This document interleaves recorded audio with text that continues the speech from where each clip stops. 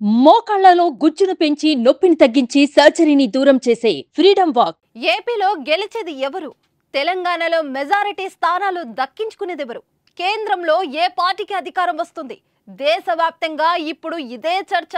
ఇక తెలుగు రాష్ట్రాల్లో అయితే చెప్పక్కర్లేదు.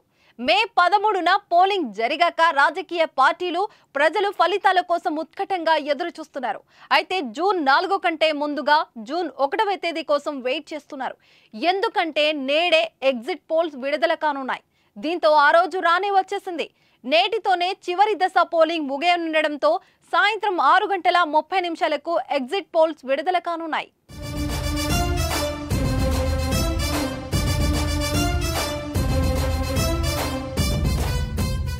ఎన్నికల ఫలితాల అంచనాలు సర్వే సంస్థలు బయట పెట్టనున్నాయి. కొన్ని మీడియా సంస్థలతో పాటు సర్వే రాయులు వచ్చిన ఎగ్జిట్ పోల్స్ పలుమార్లు నిజం కావడంతో రిజల్ట్ కంటే ఎగ్జిట్ పోల్స్ కు డిమాండ్ ఏర్పడింది. ఎగ్జిట్ పోల్స్ తో దాదాపు విజేతలపై అంచనా వచ్చే అవకాశం ఉంది. ఆంధ్రప్రదేశ్లో ఇరు పార్టీలు విజయంపై ధీమాతో ఉన్నాయి. మరోసారి అధికారంలోకి పక్కా వస్తామని వైసీపీ అంటుంది. ప్రమాణ స్వీకారానికి కూడా ఫ్యాన్ పార్టీ నేతలు ఏర్పాట్లు చేసుకుంటున్నారు. డేట్, ప్లేస్ ఫిక్స్ చేశారు. కూటమి కూడా పూర్తి ఆత్మవిశ్వాసంతో కనిపిస్తోంది. అధికారం ఖాయమని భావిస్తుంది. మరి ఎవరు ప్రతిపక్షం, ఎవరు విపక్షం? పవన్ కళ్యాణ్ ఈసారి అసెంబ్లీ గేటు తాకుతారా? జగన్, చంద్రబాబు మెజారిటీ ఎంత? అవినాష్ రెడ్డిపై, షర్మిలపై చేయి సాధిస్తుందా తెలియాలంటే జూన్ 4 వరకు ఆగాల్సిందే. కానీ అంతకంటే ముందు ఈ రోజు ఎగ్జిట్ పోల్స్ ద్వారా వారి విజయాలపై క్లారిటీ వచ్చే అవకాశం ఉంది.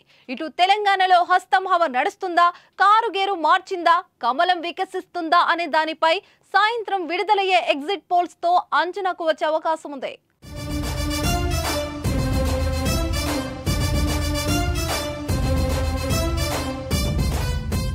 ఎగ్జిట్ పోల్స్ రానుండడంతో ఒక్కొక్కరు ఉత్కటంగా ఎదురు చూస్తున్నారు. పోలింగ్ తర్వాత విహారయాత్రలకు వెళ్లి అధినాయకులు రాష్ట్రాలకు చేరుకున్నారు.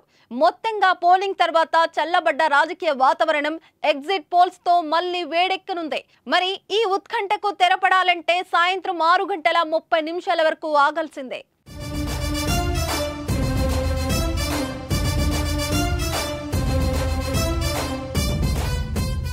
సుమన్ టీవీలో మీ పర్సనల్ అండ్ బిజినెస్ ప్రమోషన్స్ కోసం కింది నెంబర్కి కాంటాక్ట్ చేయండి.